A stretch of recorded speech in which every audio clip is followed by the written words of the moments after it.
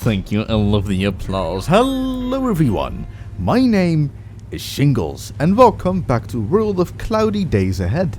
This is me playing again in the T125. Last time you saw me play the T125 was on the Green Coast, the one with the peninsula. And that was an ace, and that ace was basically gifted to me by a very possibly mad Fosh15555. But this time I'm playing in a platoon with Reese on steps, and well, I have noticed that a T125 goes really well together in a platoon with an AMX-50B. The T125 with its ever so balanced frontal armor can be the anvil. He takes the shots, bounces them, and the 50B can just poke around the T125, scream hello as it unloads its clip into the enemy, being the hammer. But with the T125 fast reload, it can also put a shot in after the 50B is done unloading.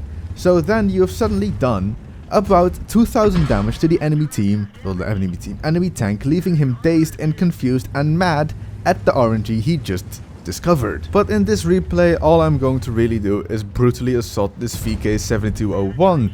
Clan Wars reward tank, very heavily armored, lower plate is absolute poop. Apparently, on the super test, this tank is getting a buff, which it could actually need. It has the E100 gun, 235mm of, oh my god, is this all penetration? And its frontal armor will be buffed from 200 to 240mm. And speaking of buffed tanks, the T125 got that big fat armor buff when it became an HD model. And in my opinion, that is pretty good. T125 is just not an enemy tank that you can spam heat or APCR to and pen it. The thing is, it is overpowered. I do believe it is overpowered in its current state. Possibly doesn't even need a nerf to its armor, but possibly, if not needed, a nerf to its gun handling and or mobility. The gun handling and mobility plus the armor make this tank so well rounded. It is just a bit stupid. I'm not going to lie. It is a bit stupid how good the T125 is. I'm okay with the cupola, how strong that is. I'm okay with the lower plate, how strong that is. I'm completely okay with the weak side and rear armor, but the gun handling, if you face this tank 400 meters away showing the front, he will hit his shots. He will just not miss. The accuracy plus the gun handling, the dispersion after firing, everything is so good on the T125. That needs a nerf. Mobility, it can come barging down a hill at 40 kilometers an hour maximum. That needs a nerf. It can drive over flat ground almost 37 to 40 kilometers an hour. That needs a nerf. You cannot have such fat armor and that mobility and that gun in one tank. But that's just my opinion. There are multiple tanks in the game that really need a solid rebalancing. Even the Grill 15, relatively new tank, got added in 9-point Grill 15, and if I'm really honest, a tank destroyer that can go 60 kilometers an hour and can reach that speed on the flat, kind of silly, in my opinion. Speaking of tanks that are either too overpowered, well, I've spoken about two tanks that possibly be overpowered. There's another tank that I've been playing a lot, the T54E1, and ooh, that tank. Ooh, that is... I've been playing that tank a lot, and I will talk about that more in a different video you will see next week. But that tank is special, in my opinion. You have three autoloading mediums at tier 9, the T54E1, the Batchat 25T AP, relatively new as well, compared to the Lorraine 40T, and the Skoda T50, also, well, actually, that's not even new anymore, that got added last year. The Czech line has been in World of Tanks for almost 10 months now. Actually, already 10 months now. How many of you got the TVP grinding from the start? Huh? Answer me in the comment section. Because I was a bit of a beach, and I free XP'd all the way to the Skoda T50. And I'm still really happy I did that. Otherwise, I would still probably be very angry at the T34-100. The Czech line actually really only starts at tier 9 when it is fully upgraded. And that is somewhere along the lines of 450 to 500,000 experience. So you have fun with that if you're thinking of starting that line. It starts at tier 9. Good luck. Speaking of a new tech tree in World of Tanks, this next patch, patch 9.17, will contain the Swedish tech tree with the Kranwagen and the S-Tank at tier 10. I'm not going to free XP them. I don't have the free experience. I use that free experience on I don't know what nowadays, not even modules, because that's not enough. I don't have enough free XP to unlock modules on new tanks. It is a very painful thought. Actually, I used free experience to unlock the gun on the T-5041 because I had enough of that stock gun. I am going to be playing the Swedish tank destroyers. I'm not that interested in the Swedish heavy tank line, that tier 8, 9 and 10. The Emil, the Emil 2, and the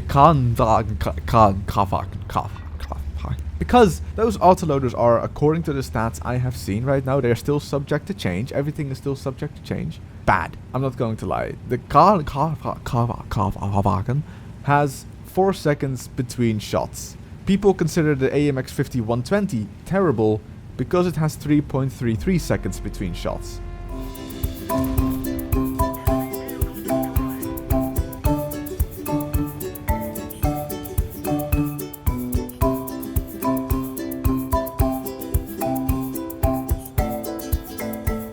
Welcome back after that totally balanced T125 game, and I'm in a platoon with Dilla, myself, playing the 110 Chinese heavy tank at tier 8, and the one and only person you've seen last game taking the front of this platoon in his IS-3 as well, Reese. And I know for a fact that Reese is hunting for his 3rd gun mark on the IS-3. That's the reason he's got 16 APCR. It's not even Clan War setup, he's just a mean person towards the enemy.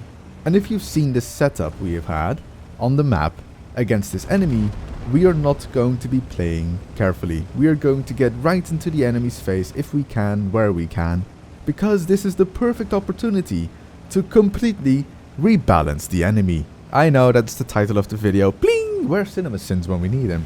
And Reese is not going to stop. In fact, Reese will get into the faces of the first tank we will see, closely followed by me and Dilla. And the first customer is a KV3 who for some reason can pan Reese with 175mm penetration, and me and Dilla drive in. We can take the shots from the KV3, we've got enough health, and then we spot the SU-100Y in the background. Say goodbye to the SU-100Y, I don't think he had a good game. Now we're going to switch to my perspective, because I'm the next one to get the kill on said KV3, and we're going to stay on my perspective for a bit, while we make sure that AMX AC-48 is not flanking us, because I get to kill this KV3 as well. I have the rate of fire over Reese to actually shoot this guy, because the 110 has lower alpha but a higher rate of fire, so that's the reason why I've got this kill on the KV3. No time to stop though, because we're immediately going to switch our fire to the AMX AC-48. We're going to try and ignore the AT-15 if we can and shoot this French tank destroyer. Someone shoots him in the side, Reese shoots him, and I get the kill, shoot him in the track. Even if I would have not penned, I would have tracked him, causing us to get the damage done on him. Dilla puts a good shot in the AT-15. We're going to switch to his perspective now, because we haven't switched to his perspective yet, and he gets the kill for 3 HP. There's your end of the bargain, Dilla. Here in QSF, and apparently Omni as well, we share our kills, even though they might be 3 HP or less. Oh, this poor VKA. Reese puts a shot into his front. I put a shot into his track, and we're going to switch to Dilla, who finally gets the kill on him with an ammo rack. Always a beautiful end, such a spectacle, like fireworks at the end of, well, the year almost. But there is still no time to rest. We in this platoon are trying to push our advantage massively. I put a shot in the 87. Dilla, playing the IS-3, has that Russian accuracy, fires on the move and pens the 87. And we're going to stay with Dilla here because, well, Reese is in a bit of a pickle. IS-2 put a big shot into Reese. Reese is now a one-shot. I'm having trouble penning this 87. Dilla, aiming for the tower on top, pens it because Russian accuracy, and I get the kill on the 87. That IS-2 tries to kill Reese, shoots him in the track. Reese puts fire into the IS-2, and I get the kill. I reloaded before Dilla got to reload after he shot the 87. I got the fire twice in the time Dilla was reloading. Did I mention there is still no time to rest? This was the quietest moment in the whole replay. We were driving back to our own base to get some damage done, get some kills, defend the base, and help our teammates. Reese finds the Cromwell Berlin. That Cromwell Berlin is not trying to focus on Reese. He tries to get a kill before the end of the game ends, and Reese has no trouble. Auto-aim the back of the Cromwell Berlin. No problem. Then we move into the middle, because in the middle we cannot get simply outflanked. they have to drive over the hills to get our sides. And Reese is in. Reese is in the middle, closely followed by Dilla, and I'm a bit behind. I'm a bit slower, but I'm also behind for a reason. If someone does indeed try to flank them, I have the side shots. And look at that Cromwell Berlin. Cromwell Berlin tried to flank Reese, actually putting shots into Reese, but did not expect me. Hello, Mr. Cromwell Berlin. What a nice surprise I have for you. Reese and Dilla are poking, trying to get some shots off maybe the IS-6, possibly the Stridswagen cap. And I have enough health, I have the armor, I'm just going to go in. It's only tier 6 in the IS-6 left. I kill the Cheeto, and Reese and Dilla have my back and kill the Stridswagen cap. Dilla is being shot at by the Stridswagen and the IS-6 now, so I try to kill the Stridswagen to save Dilla here. Because right now, that is my Radley Walters. We have a crucial contribution, 13 kills. But if we can feed this last IS-6 to Reese, it is a 14 kill BAA game for our platoon. I put a shot into his track so he cannot escape.